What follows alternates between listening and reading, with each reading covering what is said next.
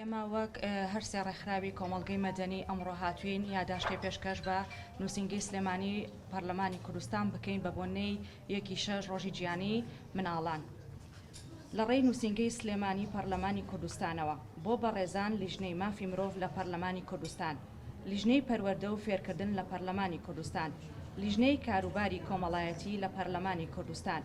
بە خۆشحاڵیەوە یەکی حوزەیران ڕۆژی جیهانی مناڵان لە مناڵانی ئازیزی کوردستان پیرۆز دەکەین، بەڵام بەداخەوە واقعی ڕەوشی ژیانی مناڵان بەگشتی و بواری پەروەردە و باری ئابووری و کۆمەڵایەتی خێزانەکانیان هەرگیز مایەی گەشتبینی و خۆشحاڵی نییە. ڕەوشی پڕ لە قەیرانی هەرێمی کوردستان لە بواری سیاسی و ئابووری و کۆمەڵایەتی و پەروەردە و ئەو دوای بوارەکانی تر وێڕای زۆرینەی چین و توێژەکانی کۆمەڵگە لە چینی هەژارن ویان نزیک لەم چینەن و چینی ناوڕاست بەرەو پوکانەوە و کەمبوونەوە دەچێت.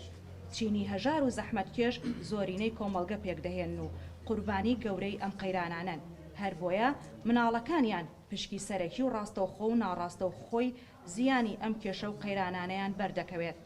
لە کاتێکدا دەبوو مناڵان بەهرەمەند بن لە ئاسوودەی ژیان، بەڵام هەژاری و بێموچەی و بێکاری باوان و خێزانەکانیان و هەنگاوە نازانستی وێرانکاریەکانی حکوومەتی هەرێم و بێدەنگی پەرلەمان جارێکی دیکە مناڵان دەکاتەوە قوربانی ئەم بارودۆخە. بۆیە لە ڕێگەی ئەم یاداشتەوە چەند خاڵێک ئاڕاستەی بەڕێستان دەکەین. یەکەم، هەڕاجکردن و بەتایبەتکردنی کەرتی پەروەردە و تەندروستی و ئەو دوای کەرتە خزمەتگوزاریە سەرەکیەکان و لەم یانەدا برەودان بەتایبەتکردنی کەرتی پەروەردە و خوێندن لەسەر جەم قۆناغەکانی هەموو ئەم هەنگاوانە و کردارانە بێبایەخی و تەواوی کەرتی پەروەردەی حکوومەتی لێکەوتۆتەوە.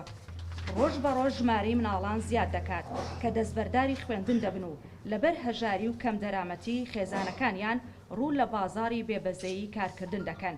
ئەم کردارانەش وێڕای ئەوەی لەگەڵ تەمەن و توانای جەستەییاندا ناگونجێت.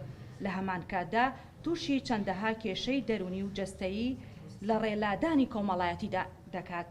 سێم، کۆی ئەم ڕەوشە پڕ ئاڵۆزی و قەیراناوی کوردستان وای کردووە ژیانی زۆرینەی مناڵان لەم هەرێمەدا ناکۆک و ناتەبایە لەگەڵ سەرەتایەترین بەندەکانی مافی مرۆڤ بەگشتی و مافی مناڵان بە تایبەتی.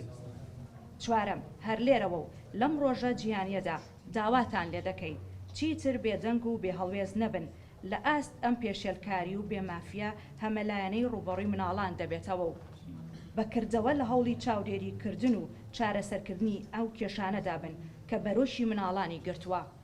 پێنجەم، هەنگاوەکانی چارەسەرکردن تەنها لە وشە و دروشم و بەڵێنی بێکردارە قەدیز نەبێت و بەکردەوە بیسەلمێنن کار بکەن بۆ گەڕانەوەی ژینگەی سروشتی و یاری و دنیای پاک و بێگەردی مناڵان. ڕۆژی جیهانی مناڵانتان پیرۆز بن لە هەموو هاوڕێکانم. ئەمەوێ ئەم ناڵانی کە لەسەر جادەن بگەڕێنەوە بۆ قوتابخانە. مافەکانیان دەست نهاتوە ئەم ناڵان کە لەسەر جادەن داوا ئەکەین مافەکانیان جێبەجێ بێ.